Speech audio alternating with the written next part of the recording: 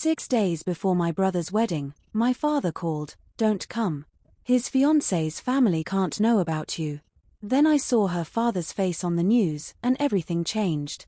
My name is Claire Whitfield. I'm 31 years old, and 6 days before my younger brother Daniel's wedding, my father called me not to remind me what time to arrive, not to ask if I'd finished my toast, but to tell me I wasn't welcome anymore. "It's better if you sit this one out," he said. "Daniel's marrying into a very respected family. We can't risk anything complicated." Complicated. That was the word my family used whenever they meant. I hung up the phone and sat in my kitchen for a long time, staring at the wall. And then, almost as if the universe wanted to twist the knife deeper, my mother texted me a photo 10 minutes later, the official engagement portrait of Daniel and his fiancée, Vanessa, beaming beside her parents at some vineyard estate. I looked at the man standing next to Vanessa, her father, and I nearly dropped my phone. Because I recognized that face. Not from a family gathering. Not from a photo album. I recognized it from a courtroom. Growing up, I was always the difficult one. Not because I broke rules or caused trouble, but because I asked questions. I noticed things. When my father's construction business kept restructuring every few years, moving money between shell companies, I was the only one who ever asked why. Daniel, 3 years younger, was the golden child. Charming, easy, uncomplicated. He never asked why. He just enjoyed the results, the private school, the new cars, the vacations that never quite matched what our father claimed to earn. I left home at 22 after a fight with my father over money that had gone missing from my grandmother's estate. I became an actual forensic accountant, the very thing that made me complicated. I built a quiet, steady life. I sent birthday cards. I showed up to holidays when invited. I never stopped loving my family, even when they made it clear love wasn't really mutual. When Daniel got engaged to Vanessa Calloway, daughter of real estate magnate Richard Calloway, my mother could not stop talking about it. Old money. A lake house in Michigan. A father who practically ran half the deals in the state. I was happy for Daniel. I really was. I offered to help with the wedding, the seating chart, coordinating with vendors, even offered to pay for the flowers. I was going to be a bridesmaid. I had the dress. I had the shoes. I had a toast written that made my own eyes water when I practiced it in the mirror. Then, 6 days before the wedding, the call came. "It's better if you sit this one out." I asked why. My father hesitated. Richard's very particular about appearances. He did a little digging. Saw your job. Saw where you used to work. He doesn't want anyone at the wedding who might make Daniel look bad by association. Might make Daniel look bad. As if being an accountant who once flagged fraud at her own firm was a scandal. As if telling the truth was a stain you could inherit. I said okay. I hung up.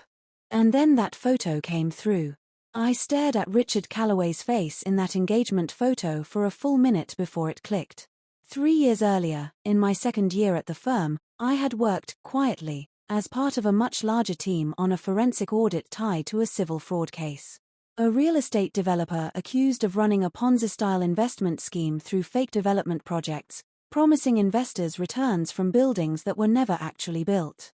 The case settled out of court.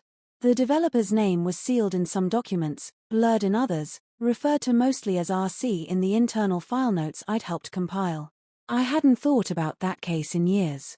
But I remembered the face from a single deposition video I'd had to review, frame by frame, cataloging statements for inconsistencies. Richard Calloway. I told myself I was wrong. People have doubles. I was hurt, and hurt people see ghosts everywhere. So I did what I actually do for a living, I checked. It took me 2 hours of public records, old court filings, and one very useful state business registry search to confirm it. Richard Calloway had, under a different corporate name, been the principal in that very case. The lawsuit had been settled quietly, the victims paid a fraction of what they lost, and Calloway had rebranded his company, moved states, and rebuilt his image as a legitimate developer with a habit of funding charity galas and sponsoring youth golf tournaments. He wasn't a criminal in the eyes of the public. He was, on paper, a settled civil matter from a decade ago. But he was also, very much, someone who had taken retirees' life savings and never fully repaid them. And now his daughter was marrying my brother. And my family had uninvited me, the one person who might embarrass them, to protect their reputation with a man who'd built his fortune on other people's ruin. I sat with that information for 2 full days. Not because I wanted revenge. Because I genuinely didn't know what the right thing to do was.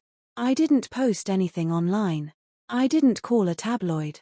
I didn't even tell Daniel directly at first, because I wanted to be sure, and because some small, stubborn part of me still didn't want to be the one who ruined his wedding.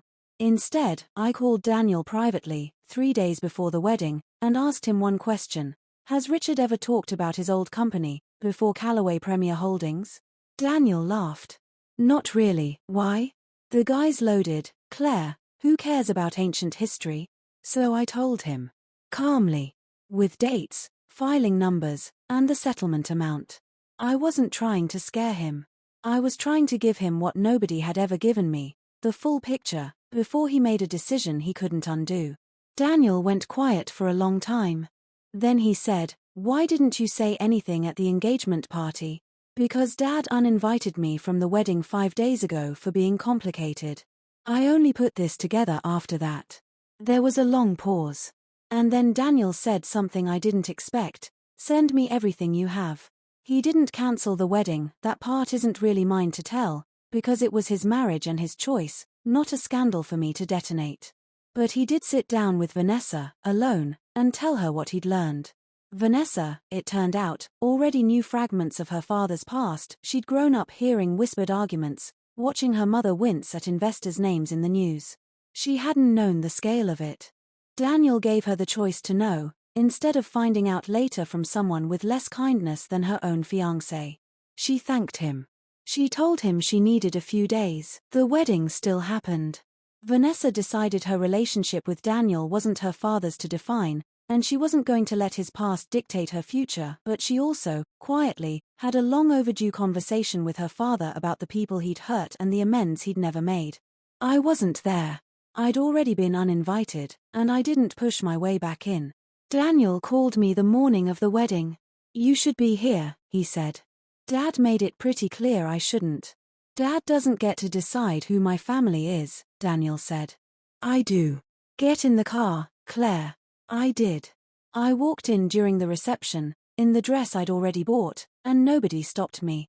My father's face, when he saw me, went through about 4 different emotions in 3 seconds. But Daniel had already told him, in no uncertain terms, that I was there because he wanted me there. I gave my toast. It wasn't about Richard Callaway. It wasn't about my father. It was about Daniel, about the little brother who, for the first time in his life, chose to know an uncomfortable truth instead of looking away from it, and chose his sister instead of the easier, quieter path. Richard Callaway didn't go to prison. There was no dramatic arrest at the reception, no headline the next morning. Real life, unfortunately, rarely hands out justice that cleanly. But something did shift. Vanessa quietly began working with a small non-profit that helps fraud victims navigate restitution claims, something she'd never been involved with before. Daniel told me, months later, that it was the one thing Richard never fully understood, that his daughter, of all people, would end up on the other side of the very thing he'd spent years trying to bury. As for my father, we talk less now. Not out of anger, but because something had quietly broken that isn't easily repaired. He never apologized for the phone call. I stopped waiting for him to, but Daniel and I are closer than we've ever been. And every year, on his anniversary, he sends me one message: "Glad you're complicated." I used to think being the difficult one in my family meant something was wrong with me. It took nearly uninviting myself from my own brother's wedding to realize the truth. Sometimes the person who asks too many questions is the only one paying enough attention to catch something everyone else missed. If you've ever been the complicated one in your family, the one who notices too much, asks too much, remembers too much, I'd love to hear your story in the comments. Thanks for watching.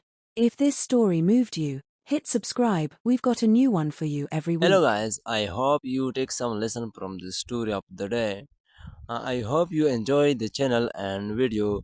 Thanks for watching. Thanks a lot for like and subscribe. Guys, the writing up the story is very difficult work. Please support me. I am waiting for your support. And my channel recently got demonetized, so I need your support too.